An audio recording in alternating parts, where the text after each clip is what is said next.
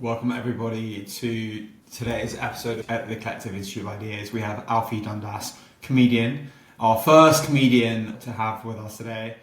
Alfie and I, we've got a bit distracted just before the session. We've been talking about itching, we've been talking about sweat patches. But on to more serious matters, Alfie, to give you a flavour, Alfie, you are one of the rising stars in the UK in the comedy scene, and in 2023 alone won the Backyard Comedy Knockout, smashed it at the King Gong, which for those in the comedy world will know a lot about, and opened for Stephen Bailey, Ruben Solo and Max Fosh at the Nottingham Royal Theatre. Alfie, you open up any newspaper right now, there's a lot of quite heavy stuff, and on your street perhaps there's some peculiar, quite sad things going on, certainly on my street, but there's a lot of challenges, and comedy seems to be keeping humanity all the wheels. It makes everyone's life better. But what has comedy brought you? It's a good question, and thank you for such a glowing opening. That's nice. It's good to see that I've updated my website recently and it's all feeding through to Google or ChatGPT, so that's great. Very kind. What does comedy mean to me? I think the way you framed it is probably a good way of looking at it. This is not the first period of time where people have been like looking at the news and looking at what's going on and then discussed whether things like comedy are more needed than ever, or whether a lot of people are like, should we be joking? Bo Burnham's got that famous thing in Inside where he's like, how can you be making jokes at a time like this? And that was during COVID. There's like a lot of comedians or academics or journalists that have looked into comedy post a tragedy. So comedy in New York post 9/11, for example. How many weeks do you close down the comedy clubs before you need the comedy to get people out of the rut and back into reality? And I think the consensus is that once you're willing and able to laugh about something, it can no longer hurt you. And that can either be individually, so you'll see a lot of the best comedians, not every comedian has to do it, but a lot of great comedians will take a personal conflict or tragedy, or there's a bit of a stereotype of Edinburgh Fringe becoming a place where you go and tell a story about having a dead dad. That's like a trope. It's like a dead dad show or whatever, a divorced dad show or a dad didn't love me. It's a lot of male issues, to be honest. And a lot of comedians making like really good art out of that. And then if you extrapolate that out to a population, it's like things have got so bad and available. I don't think things are necessarily worse than they've ever been, but I do think we all have access to the bad news way more than we should, because as soon as something bad happens, I can watch 500 people film it and put it on TikTok. And so you then are constantly going through this 24-hour news cycle of huge, massive conflict or trauma, process it, make a joke about it, move on the next day. And it's just like, with TikTok, that has just, and Instagram and YouTube and whatever, that has just become like a 24-hour process. When 9/11 happened, there were 6 weeks of people trying to figure out what the hell had just happened. There was then 2 years of people trying to process that and create this amazing art. And then it's like you're talking months. And now it's like people will watch, for example, earlier this year, you got the Charlie Kirk assassination. They'll make a joke about it on stage that night. Everybody will have moved on by the following Monday, if not the following day. Last week we had Prince Andrew get stripped of his titles. I saw every single comedian make jokes about it, and now we've forgotten that it happened. It's a bit of a chicken or an egg situation. Did the trauma happen first, and then we all had to make jokes about it, and that was just part of one of many coping mechanisms? Or do we just make light of what is around us, and what is around us is now constantly weird news and bad news and trauma? I don't really know where I lie on that, but for me personally, I think it's important that whether you're performing stand-up or everybody is having to deal with grief, loss, sadness, betrayal, failure, whatever it is. And we all make jokes about it, whether you're doing it on stage to 100 people or just with your siblings at the funeral of a relative or at Christmas when you remember someone. You make jokes about, or you remember funny things that happened in their life, because if you don't do that, then, you know, if you don't laugh, you'll cry. Interesting that you point around this notion of everyone feeling, the world is all doom and gloom, but actually things have always been difficult, but how people use that kind of conversation point to connect. But on the other side, people also, you have comedy to connect and talk about issues without mentioning them necessarily. If we look at how you get rewarded by comedy, How would you describe the singular most empowering part of what it gives you? It's a good question because I'm quite romantic about comedy and comedy as an art form and comedy as something that can help people process. But I'm also aware that if you lead with that kind of attitude, then you can get very pretentious very quickly. Having said everything I've just said for the last 5 minutes, like stand-up comedy to me is also just having a laugh in the room. And it doesn't have to be more than that. That is enough. Now in comedy, there's a lot of, you read a review for a comedy show and it will be like, oh, it was just funny for an hour, 3 stars, because it didn't have some deeper message. And I don't think that's fair. I think that is literally the point of the art form. If you can make people laugh and get a message across, great. If you can just make people laugh and at the very least forget about their day a little bit. At the end of the day, we are still jesters. It's still the entertainment industry. It's a performance. It's fake. It's like going to the theatre, going to a concert. It's a job. We are paid to go to clubs and be the 5 people in the room that make the other 200 people chuckle. Or just to be honest, we just smooth the drinking of alcohol. Like the business model of entertainment is to serve food and booze and merch, and we are just a lubricant where it's you need something to watch and something like, and we'll do comedy for 20 minutes and then you get a 10-minute interval to go get a drink and then again. So it's arguably like we're just part of a wider mechanism that is at the very least trying to distract you and make you laugh, and at the most would be great if we could help you understand something, communicate a shared feeling, process something that you're going through. For me, when I was watching comedy growing up, it was both. I just loved turning on Live at the Apollo, Michael McIntyre's Comedy Roadshow, and just seeing 6 people make a fool of themselves and make me laugh. And even if it wasn't relevant to me, even if it wasn't my generation, like I would watch comedy from the 60s, 70s, 80s, and I don't really know what they're talking about, especially American comedians. And I don't understand the references, but there was like a tempo to the comedy that elicited a laugh, like it was like a call and response. After that, I started to find comedians that I really loved and I really felt spoke to how I feel, and they helped me communicate things that I didn't really fully understand. And that was a great step up. That was an amazing thing to find. But it still needed to just, at the end of the day, make me laugh. And there were some comedians that went beyond that, like Bo Burnham, who I mentioned earlier. He doesn't really perform much anymore, but he was an American stand-up. And he had a massive rise with the advent of YouTube. He did YouTube songs. And he has 3 Netflix specials, and he's like a musical comedian that just does isolated bits. And arguably, I can't do any music. I can't sing. I have no music in my show, and I try and build a show that's like a whole long narrative. I could not be a more different comedian in that way to him, but I've never felt more connected to a performer, where I was like, all of the things he's saying about performance and anxiety and existentialism and loneliness, and I was like, oh, he understands how I feel, even though he's 10 years older and he's a musical comedian in the US and I'm not, and I'm in London. I felt that connection. So for me, that is what, if I could emulate anything over a whole career, I would love to emulate and have that relationship with someone else that I don't know. But at the very, very least, I just want to do my job 4 or 5 nights a week, and for people to leave the room a little bit happier than when they walked in. That's really beautiful how you've showed that link with someone who has such a different comedy style to you, but also how people connect and learn about things as well. Are there some non-obvious things that people get from comedy? Because you are mentioning them subtly. Even the notion everyone's got their own brain, like you don't know what people are thinking, but even comedy, it does connect people to understanding different views and ideas and also subjects in a way that one might have felt that wasn't necessarily true, or people didn't connect to you in that same way. For example, I guess what people wear and their fears around what's going in their head and going to a room, and then if there's a comedy sketch around these sort of ridiculous fears that people have when they go into a room, it almost rationalizes and makes one feel connected to their own world, but it's completely someone else's. Tell us about those sort of hidden surprises.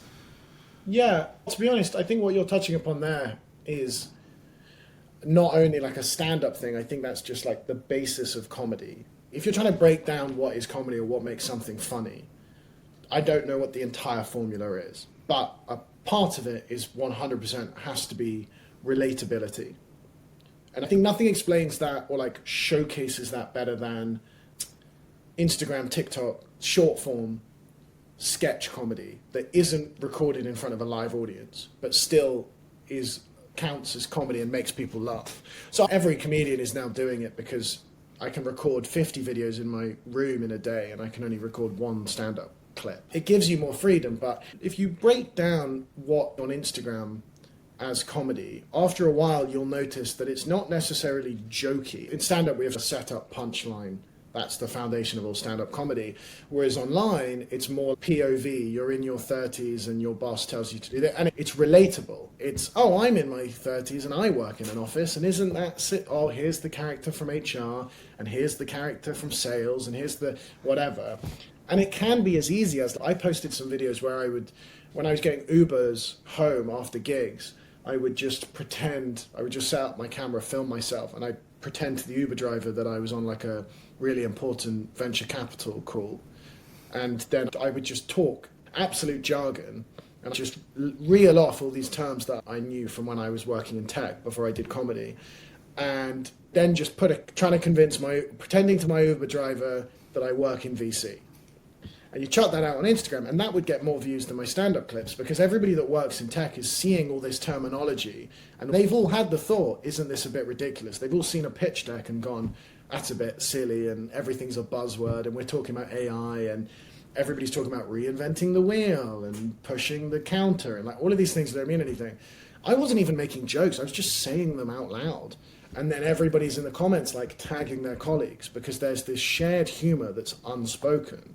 And then, arguably, all I'm doing in that situation is bringing it to the fold. Two people have that interaction at work, and they're sharing the real to each other. They're looking at each other and raising their eyebrows when they're in meetings with their boss who just talks in buzzwords. All I'm doing is like seeing that, extrapolating it, making it a bit silly, putting it back out, and then other people are connecting with it. So it's about trying to figure out what comedy means to people. One aspect of it is purely relatability, feeling seen and feeling part of a community, which, considering we all work from home and we all spend all of our time watching TikTok and Reels, I think there will be increasing demand for as we all get more insular and more lonely. It's a different type of connection. It's like when, I think you're probably a tiny bit older than me, but we're of the same generation where I didn't have a phone at school until I was a teenager, and even then it wasn't a smartphone, and we would come into school and you'd get around your friends and you'd have seen something on TV, or your older sibling or your parents would have said something, or a teacher would have said something, and then we'd get to break and you'd go to the playground and you'd talk about that, you'd imitate it, you'd repeat it, whether it was a scene from The Inbetweeners or something ridiculous that your teacher said, and you would just go over what happened, and it'd be the funniest thing. Like, nothing is as funny as chatting shit with your mates at school. I think all comedians are just trying to replicate that feeling with strangers. Or if you've got like my older brother was the funniest person in the world to me. I couldn't believe he wasn't a comedian when I eventually found out that he works in PR or whatever. It's just the way we would watch comedy films, we'd watch The Hangover, and then he would quote it. And it doesn't matter how many times I've already heard the original quote. It was the funniest possible thing to me. And it's just, I don't know what that is, but that must be a fundamental part of human nature. Because it's not something that we've tried to cultivate. It's something that happens when you're a kid and you get in a group of other kids your age and you riff off something that is shared knowledge. So there's a community aspect to it and there's a relatability aspect to it. And if you took a joke from your office, an in-joke from your office, and you tried to relay it back to me, I don't find it funny. It's like when you try and show a friend, you've got to watch this scene, and then you hold the phone to them and you hold them hostage and they look at it and they're like, I don't get it. And it's because they weren't part of the initial moment. And it's that shared experience, shared interaction. Any way that you can emulate that in a comedy club or online gives people a sense of belonging and like they're being seen because they all can relate to the original material. And I think a lot of the things that are happening in comedy, and like anytime you look at a change in the industry, so you look at the death of panel shows, you look at the rise of social media, a lot of it just is like, where is that community going to? It used to be in the playground, then it was in the clubs, now it's in DMs and group chats, and in 5 years it will go somewhere else. But the core principle between some sort of shared experience being regurgitated or repackaged in some way, and everybody resonating with it, that's the core pot for what comedy is going to give you. Yeah, fascinating. And how actually things aren't changing, really. Looking at it, comedy gives people a lot. It's meant to release endorphins, dopamine, something called oxytocin.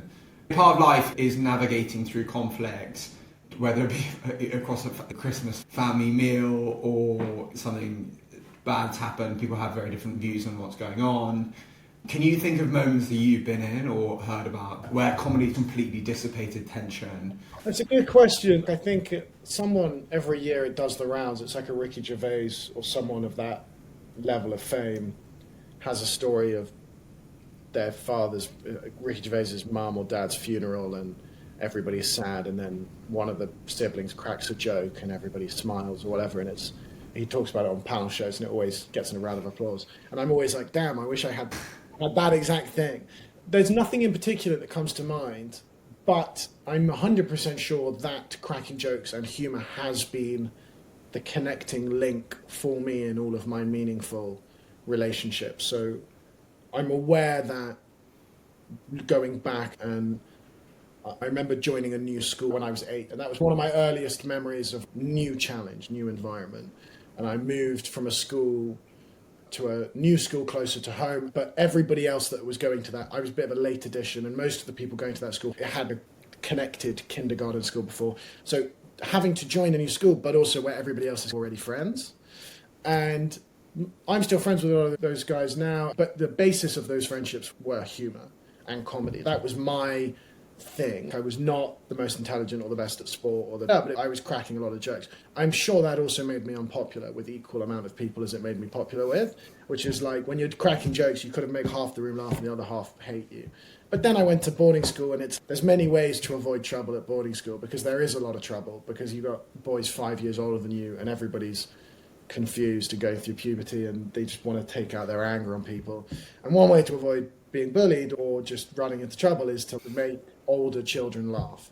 So now you're trying to figure out how to not make your own year group, but people around you, different sensibilities. Then you join the workplace. I started working when I was 18 in a big office, and I was probably the only person there under 25, and you're the lowest on the totem pole.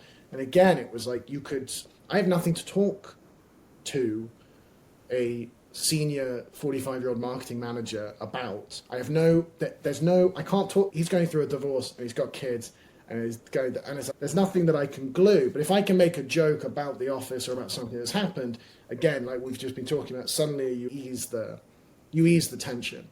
So I can't really pinpoint one particular thing where I'm like, thank God I had that joke in the bag. Yeah. But even recently, like in terms of getting into relationships and meeting my partner's parents, and that, it's always been just one joke that got the right laugh, and it's probably risky because if it goes wrong, but meeting with a boss, meeting with your in-laws, meeting with whatever, and it's if you can get them laughing on the same thing, now we're on the same side. There's a really interesting study that distinguishes between a crowd and a group, and the example they use is if you're on the tube, it's packed and everybody's like jostling for a seat. You look at the people around you on the tube and you're a bit hostile towards them. They're taking up your space. If they touch your hand on the bar, you're a bit like, go away from me. They've taken the seat. Because you're hot, you're stressed, and it's you versus the enemy. And the enemy is everybody else on the tube.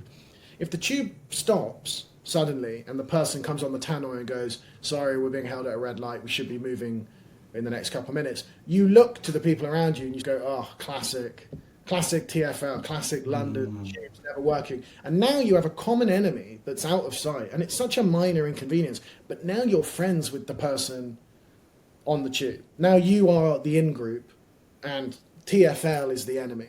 It's the common enemy kind of situation. And it's crazy how it can be a look. Like it can just, when you just look somewhere, you go, oh, classic Mondays or whatever. It can be whatever. And it's the smallest portion of humor that you can get. And now you've broken the tension. You're not strangers, both trying to get to work, both with the enemy of the tube line. And like from that extrapolating all the way to making a joke that breaks the tension at a funeral, that is the spectrum of comedy easing the transition a little bit. Totally.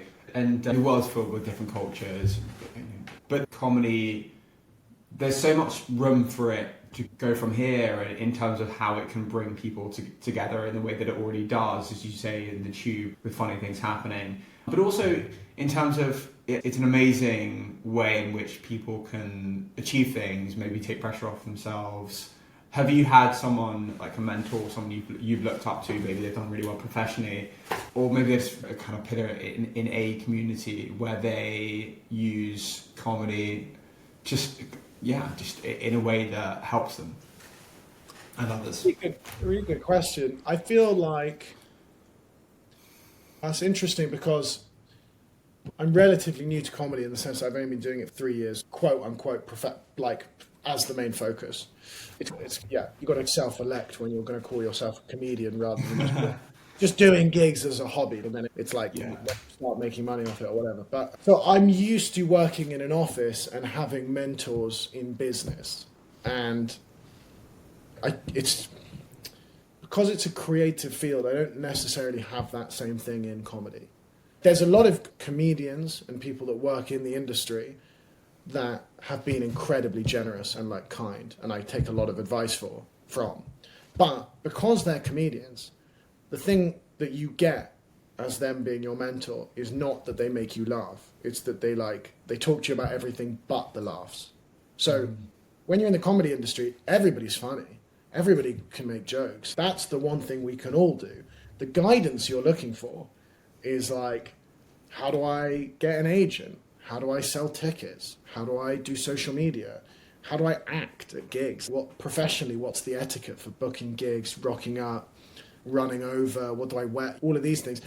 And also morally, not in the sense of right and wrong, but emotionally, how do I justify this career to myself and to others? How do I make money from it? How do I make money from it but not lose the sense of being an artist? How do I be an artist without being a dick? How do I not burn out, do too many gigs? How do I not get lazy because I don't have a boss? And also, how do I avoid imposter syndrome? I think that was the main thing. Like when I wouldn't say I have a set kind of mentor in comedy like I used to in my day job, in an office job. And I imagine my mentors in business, it was nice to have a bit of comic relief from someone senior. If you're the junior employee at a company and the boss, you have 5 minutes with them by the water cooler, or they take you for coffee and they do a walk and talk and they start joking and they add a bit of lightness to the situation. That's very relaxing, and that's how you can build the connection. In comedy, it's the opposite. It's everybody's light and funny all the time. So the way you know that you're actually friends with someone is you can have a serious conversation with them. So it's almost the inverse relationship that you'd have in any other job. And what I've always asked for from people in comedy who were ahead of me, that I've been really admired, either growing up or just met them on the scene and really admired the way they go about things, has always been about everything but the laughs. I want to know how you survive in this industry, because there's very little out there for you to learn from. There's no playbook. There's no kind of like rules. Everything is just learned experience. It's kind of trial and error. And what you want to do as a comedian is avoid as many fuck-ups as you can, or just get through them really quickly. Do everything wrong in the first year so that you can get over that awkward first year that you'd have in any job. In any job, you have that awkward first year. The issue in comedy is you're only doing it a couple hours a night. So, to get a year worth of stage time, you need 10, 15 years on the circuit, because you're only getting 10 minutes a night, 20 minutes a night, maybe an hour a night if you're on tour. It takes a very long time. Whereas if you were joining a job, you get 40 hours week one, where you pick up office politics, you pick up how to talk to people, how not to talk to people. You also learn what everybody's role is, what their kind of atmosphere is. You get onboarding. When you become a comedian, no one sends you an onboarding PDF with here are all the passwords, here's all the workflow. You're not in a team. No one's picking up the slack. It's you. And that's great when it's going well. You get all the attention. It's a real solo sport. But when something's going badly, or when nothing's happening at all, you're not getting booked, you're not getting likes, people aren't reaching out. It's how do you maintain any kind of sense of confidence or self-worth or motivation? The human journey. Yeah, that drive. How do you maintain that drive when you're in a sport which is completely singular and a completely individual pursuit? So, talking of pursuits, what's very important for your pursuit and for anyone's pursuit is keeping going. I always hear of this analogy of you've just got to keep the bike moving. You can't stop. And a big part of that is just, keeping positive. And comedy sets that positive notion so well. But there is and I don't know how you coin these people, or this attitude that sometimes people have, that I'm sure they sway between the attitudes. But this concept of people deciding that they are the ones to tell you whether or not something's appropriate or not, or funny or not. I think what's really interesting is in the darkest rooms, moments and places, dark comedy or comedy is rife because people just have to get through that. And then you look at other rooms where people, you'll have someone in the room that says, no, that's Alfie, that's really inappropriate, you're this or that, they'll label you. And I'm just intrigued about, maybe you've got a funny way in which you've navigated around that, but also just if you have a view around what can help people collectively not be that. And then obviously we want comedy to serve people in a way that's productive, and you can't have every joke in every room, for example. But how do you see and want the risky humour to continue? That is a conversation that a lot of people are having, and it feels like one of the real talking points of comedy at the moment. And people give it different names. In America, you can't really go 2 meters without someone talking about cancel culture. And those little moments that lift your day? A smile, the sun coming out, or a piece of chocolate. Audrey's Chocolates have been handcrafting chocolate for over 70 years. Chocolate to die for. It comes in beautiful boxes that make for the perfect gift. Or bars of chocolate that feed daily joy. Discover your moment of joy by visiting audreyschocolates.co.uk and treat yourself to 10% off using the code TheCollective10. when people find out I do comedy and I don't know them very well, they always start with, it must be really hard because you just can't say anything anymore. And my first reaction to that is just, I don't think those people are going to comedy. I don't think you've been to a comedy club recently. Wherever you are in the UK, if you're in a major city, you've got a great comedy club. And if you go there on a Monday to Sunday night and you go and watch 6 comedians do 10, 15 minutes plus an MC, over those 2 hours you will hear every single taboo subject spoken about. The idea that you can't talk about X, Y, and Z. People come up and they say you can't talk about race, or you can't talk about class, or you can't talk about gender, or you can't talk because you're a man. And I'm just like, look up the bills. It's 80% white men going on stage saying what they want. And it's not that they're saying what they want and all of them are getting it right all the time. It's that people are buying into a social contract when they go to a comedy club, which is, I am paying to be made to laugh. And not everything is going to make me laugh.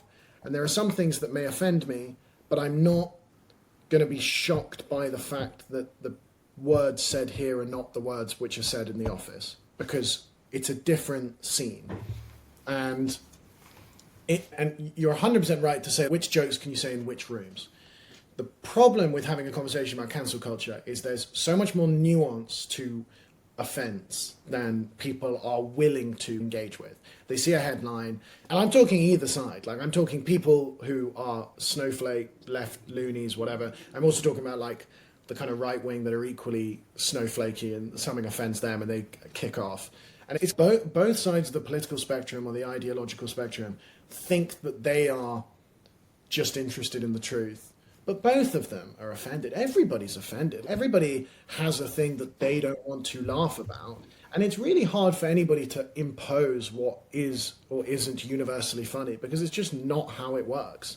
So the first thing I would say is that obviously context matters massively. And with my act, for example, I can only really talk about my experience, but it's, if I go into a room and it's a bunch of 100 like posh white audience members in Notting Hill, then It's not that I'm going to make different jokes because I'm worried that they're going to be more or less offended than a more diverse group, but it's more that like I'm not going to not address the situation. I'm not going to not address that we're all the same and that and anywhere where I can take a jab at the audience whilst keeping them laughing, that's the sweet spot for comedy.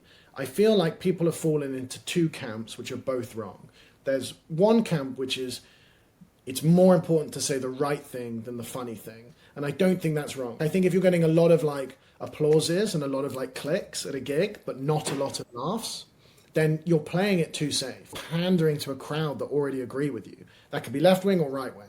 If you look at an election trail in the US, they go in front of their own supporters, they say things that they know their supporters will like, and then everybody cheers. That's not an impressive job. It's not impressive to get credit from the people that already think the way you think. It's impressive to dance along the line of nuance. The other side that I also don't agree with is that it's our job to cross that line. It is not a comedian's job to say the unsayable. I'm not 100% sure what that means. The unsayable doesn't exist. Any comedian that you think is cancelled is probably not cancelled. In the UK, we've got Jimmy Carr, Ricky Gervais. These are the famous cancelled comedians that people latch onto. They are the only two comedians from the UK that can do stadium tours of the US, UK, Europe. They both had Netflix specials last year. They're making their voices are the most amplified. I'm not saying rightly or wrongly. I'm saying they're the most popular, most like available to find. You're not being cancelled if you're on a world tour and you've got a Netflix special in the bag. You are the dominant voice of the industry. Now, so I don't think it's someone's job to cross the line and that everybody that's crossing the line is getting cancelled inherently. I think Andy Warhol had a quote which is, art is getting away with it. And what that means is if I can go to a comedy club and I can say things that play with a stereotype or an attitude, and people in the room almost feel like they maybe shouldn't be laughing, but the joke is good enough and well informed enough and coming from the right place enough, that's really important. Not punching down, satirizing something. If they are laughing at something that they usually wouldn't laugh at, then you've got away with it. If I tell that joke and then later that night the comedy club gets 500 complaint letters because they were so upset and offended by what I said, then I haven't got away with it. There's a lot of comedians, I think in the UK, but mostly also, maybe more so in America, but maybe they're just more vocal, who will tell a joke that's offensive. The majority of the people that heard the joke will complain and go, either it's offensive or more often it's just lazy. It's a lazy punchdown and it's not clever or adding to anything. It's not a nuanced take on the topic. And then they'll be like, I'm a comedian, it's my job. And that's not an excuse. You didn't get away with it. If I walk into a room and I just start like reciting slurs and then I leave the room and go, yeah, I'm a comedian, deal with it. It's not clever. You're just a bad person. Doesn't matter getting paid. And if 30,000 people online come to your defense and go, I found it funny, then it's maybe all of you are bad people. Now, the internet makes this so much worse because if you buy a ticket to one of my shows, for example, I will do some tongue-in-cheek material about being better than the audience because I'm posher and I'm richer and I can do stuff on class or on race or on money, and these are quite like taboo topics. But if you bought a ticket to my show that fundamentally that I don't actually believe any of those things I'm saying, and the reason you know that is because I'm jabbing up at other posh people. I'll take the piss out of posh people and then I'll claim to be better than them and I'm actually the only one that's good and all of these things. And I'm playing a character and it's clearly satire. If you watch it for an hour, it's pretty obvious. And you look at the stuff I post online and at no point do I use slurs and say I hate women and try and do domestic abuse jokes. It's very clear where I stand as like a liberal person who is playing into this character. But if you take a clip of mine and Instagram, this is what they do. They show it to people that they know are going to hate it.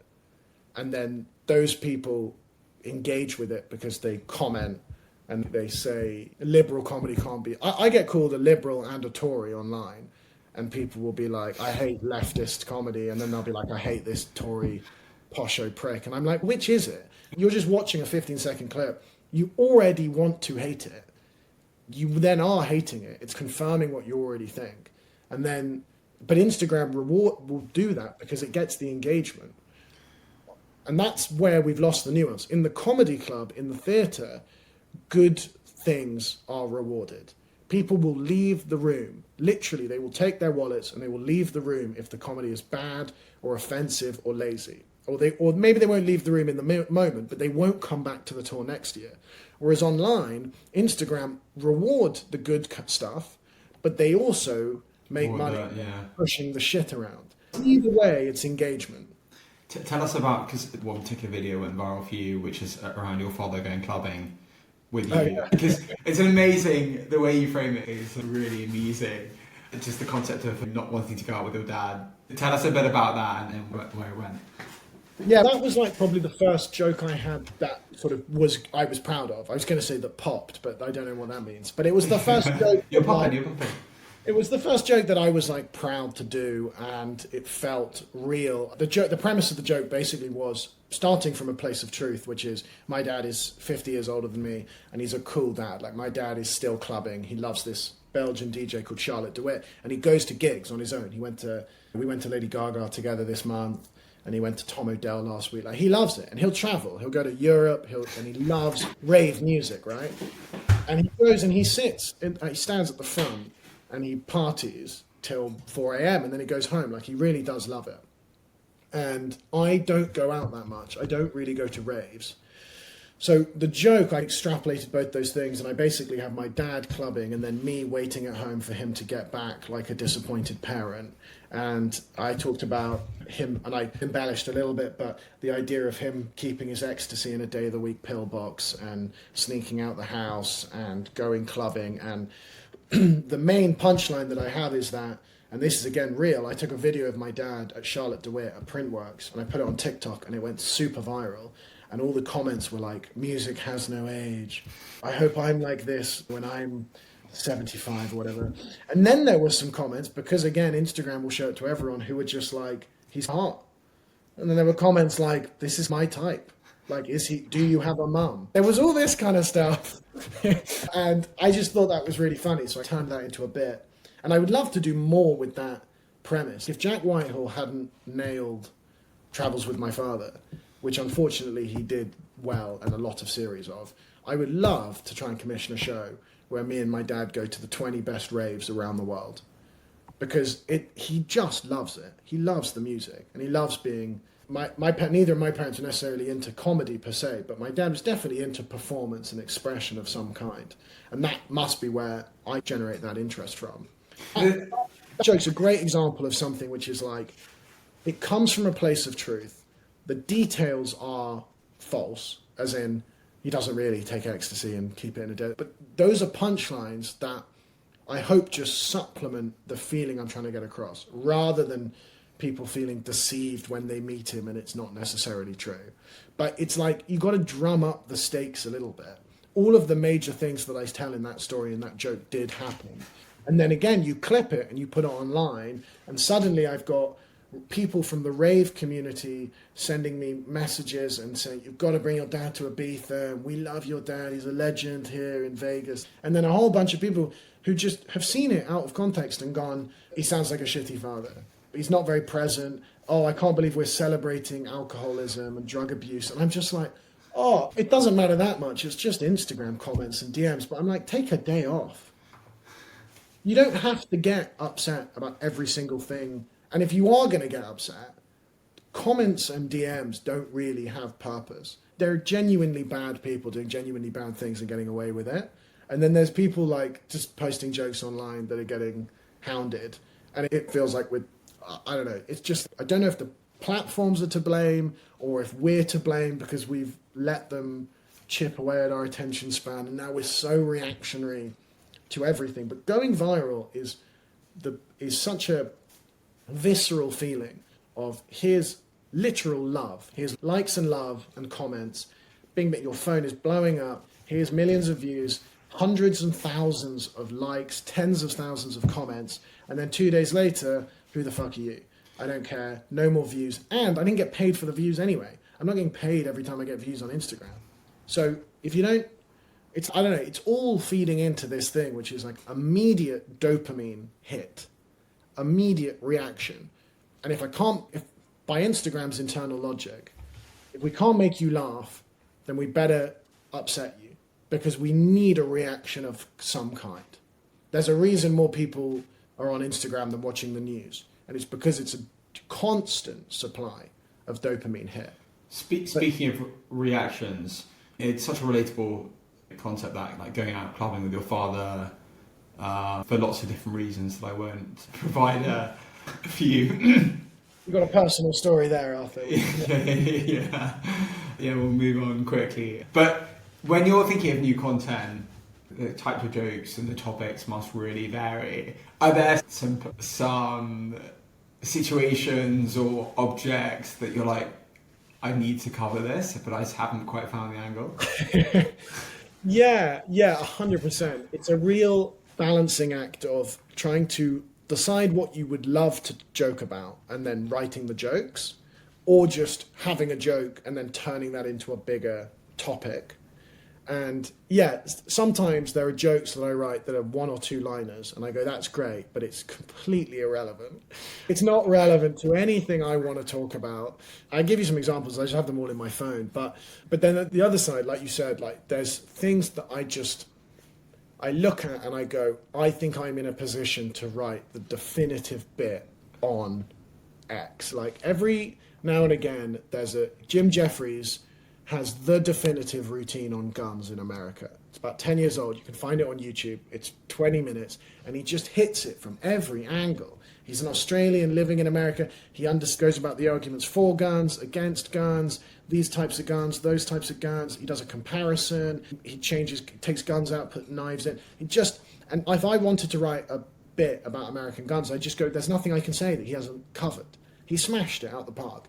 And I was talking with another comedian called James Milam, who edits all of my stuff and he films my specials and stuff, and he opens for me when I go on tour. And like, we were just on the train back from a gig and we were like, what could I write? I can't write the definitive bit about guns. I don't live in America. And there's something about the difference between maybe, it would have to be something to do with class. It would have to be something to do with being British. There's a lot of middle-class, privately educated comedians, but there's not a lot of comedians like me that come from a really old-school background in terms of like traditional values, aristocracy, all of these kind of things. And now we were ideating, and it was like, I would love to do the definitive bit on kind of the difference between like class and wealth. Because in America, calling people upper class is just like they're rich and fancy. But in the UK, you can be like upper class and broke. You can be like one of those lords that like walk around London and has no more money, but you'll still see yourself as this grand entitled being. And then you've got Danny Dyer's rich, but I think if you tried to call him middle class, he'd punch you in the face. I was like, oh, that's an interesting tension that not only am I in an interesting intersection of, because I have a family name that is associated with the aristocracy, but I am not part of the inheritance line. But my mum's quite a successful businesswoman, so I was privately educated and have a nice lifestyle. And now we're at like overwhelming peak times of income inequality and people are really struggling. But then you've also got people online defending the billionaires. You've got people online that can't afford to buy food defending Elon Musk getting $1 trillion bonus. And I'm like, we've all lost the plot a little bit. And I would love to just be like, what's the thing? How could I condense how as many people are feeling as possible into one routine? And importantly, going back to what we said at the start, and it has to be funny. This isn't an essay. This doesn't need to be stats and facts and like but a nuanced angle that makes you laugh and also shines a light on the ridiculousness of the situation, of the billionaires, and then Britain's place in it, where it's like, we don't even really, I don't know how much we care about money. We're now, I saw something the other day, it's like, in terms of having wealthy people in the country, I think it's people over a certain net worth, we're like 10th in the world. We're behind like Spain. Like we don't have billionaires like America has billionaires. And yet we hold on to this like class system. And I went on the subreddit for Posh or Not, which is like r/posh or not. And people were like, oh, Sainsbury's posh, but Tesco isn't posh. And I'm like, I don't even think I really understand what the words mean anymore. It's anyway, that's just an example of something where I'm like, there's so much information and discourse going on, and it's partially an internal thing that I want to figure out my place in, but it's also looking outwards, being like, it is something that is affecting people's day-to-day lives, either literally economically or just it's a point of conversation in households, and I want to join the discourse because that's something where I feel like I can speak on it. I can't do the definitive bit on what happened with Charlie Kirk because I'm not American. It's not guns and republic. It's not inherent to me, if that makes sense. It makes total sense, and you've got this sort of like unique insight with entrepreneurs who end up raising money. A lot of the sort of VC whole thing is what unique insight do you have that means that you know what people want. That makes a lot of sense. Do you have a superhero within the comedy space? Because people comedy, there's so many different types of A, comedy, but B, expressing comedy. And is there something you really want to hone in and get better at doing, or? My favourite comedian, I mean it fluctuates, my favourite is probably an American comedian called John Mulaney, who's quite famous. He came up through SNL and he's got, I think, 3 or 4 specials on Netflix now. And in that vein, I watch him and I'm like, oh, I wish I could do that a bit better. Especially what he's very good at is he's in a suit on stage, but he's not a big guy. He's not like a big shouty guy. He's weedy and self-deprecating, but he's very good at commanding the stage. And I think maybe that is the thing in America, that they're all theatre kids, so it's a bit of a different vibe, whereas in Britain we like to hide and muffle and go up on stage in jeans and act like we don't really care. Whereas in America there's a pride. I'm the performer. I'm going on stage.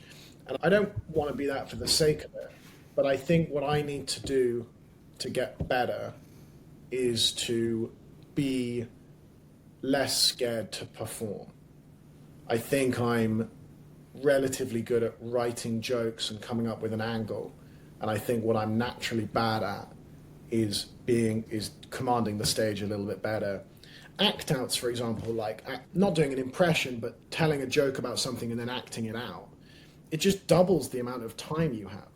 If you have 5 minutes of material, but every time you are explaining a concept you have a 30-second act out for it, you're just doubling your jokes. You're filling an hour much quicker.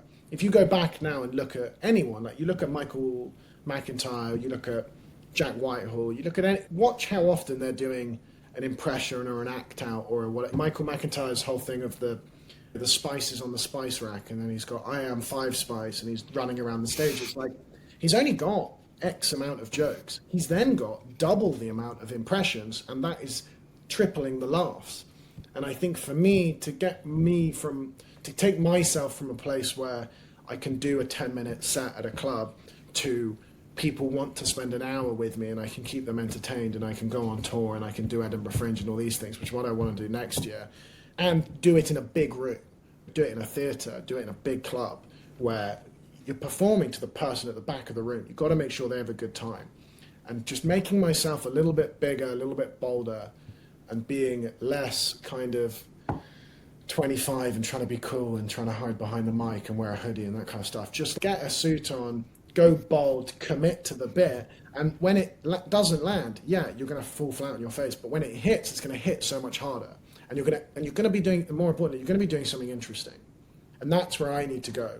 And there's some comedians in the US, John Mulaney, looking back, Chris Rock, Cat Williams, and then some of the up and cut like Robbie Hoffman. They're just so good at doubling down on the persona, and they don't just say a joke and get out. They stay there, and they stay bold with it. And I think looking at some of my stuff, that's what I'm lacking. Super interesting. I think one interesting thing to think about is just like why people do what they do and how do they reset, like before they're going on stage. What are they going through? What's their goal? How do they want to feel? Do you feel like, for me, perspective seems to be important in that process, right? I've set this up to hopefully help people, inspire people, and create curiosity in different unique areas. And before I have whoever on, yeah, like it's nerve-wracking in lots of ways. But then I'm like, wait, hold on. This is the goal. This isn't for me. This is for the audience. Do you relate to that? How important is perspective to you? You've got so much that people can learn about in constantly being on stage and fighting those nerves. Yeah, I think it's a really good exercise in taking control over your own adrenaline, because if you do comedy, you need to temper it. You can't freak out, otherwise you won't perform. But you also need to have a little bit, because otherwise you won't be good. You need a little bit of, not necessarily nerves, but definitely adrenaline to get you going. You can't just waltz on stage and take 10 minutes to warm up. You need to be ready on the first joke, and we're not always good at doing that. I 100% relate to what you mean in terms of putting it into perspective. I've always seen it as like zooming out. So it's a thing I took from tennis, weirdly. I used to play a lot of tennis and like sport, and I remember studying what Nadal and Federer would do and trying to see it more like an athlete. And in tennis, the sort of famous mindset is you focus on every point like it's the most important point in the world. And then the second it is over, you completely forget that it happened. Because Federer famously, he did I think a Harvard University kind of graduation talk recently, and he was like, I only won 54% of my points. He won half his points, and he's the most successful tennis player of all time. And in comedy, it's the same thing. It's, I need to commit to every joke like it's the most important thing in the world and be present. And then the second that joke is over, I need to not let it affect me going into the next one. So if I commit and it bombs, I then need to stay confident and go into the next one. I cannot let that create a loop of self-doubt that means I then throw the next point. You need to stay confident no matter what's happening. And just before I go on stage, I try and sometimes I will feel a bit overwhelmed by this gig has to go well, otherwise I'm shit. And it doesn't. I'll just remember that I've got a year or 2 years planned of bigger things I want to do. This is just one small stepping stone in building a show, in doing the clubs, in building a tour, building an Edinburgh show, whatever it is. I have to remind myself of the higher purpose that I'm working towards. Otherwise, you'll get scared and you just won't perform well. So yeah, so it's a weird balance of getting yourself hyped up so you're ready to go and you're like, I'm going to kill this gig, without putting so much pressure on it that you overflow. And so I try and nurture that balance where I'm like, I'm really excited by this and I want to give it my all, present in the moment, but in the grand scheme, doesn't matter at all. You have to be a bit nihilistic about it. Yeah, there's quite a few components. I'm sometimes surprised by people who are top of their field and they really struggle with something. Maybe it's with various things. It could even be nerves that are absolutely breaking it, but they're so good at what they do. But you just don't see that. Humans, when you're seeing people do so well, look so great, you just don't see that vulnerable nature. And that's what comedy does very cleverly. It is connect you and make you realise actually we're on the same page type thing. And people always say, oh, I can't believe you do that. Every time someone watches someone I know, or even don't know, but I see them after a gig and they'll be like, I can't believe you go on stage and you're not scared. I might have been scared and I just was acting. Or I wasn't scared, but the only reason I wasn't scared was because I was scared 300 times last year and it's worn off now. And in the spirit of trying to inspire people to do things on this podcast, like if anybody's listening to this, I would recommend to anyone in the world to add doing an open mic comedy show to their bucket list. And not really bucket list, do it now, because sign up to an open mic, don't tell anyone. An open mic is where 10 new comedians will go on in front of very few people in the audience, and you'll do 5 minutes, and a lot of the people in the room, it'll be their first ever gig, but everybody else, they'll be under 50 gigs, and you'll all be nervous, and you will all be rubbish, like you'll just not be funny. But it doesn't matter.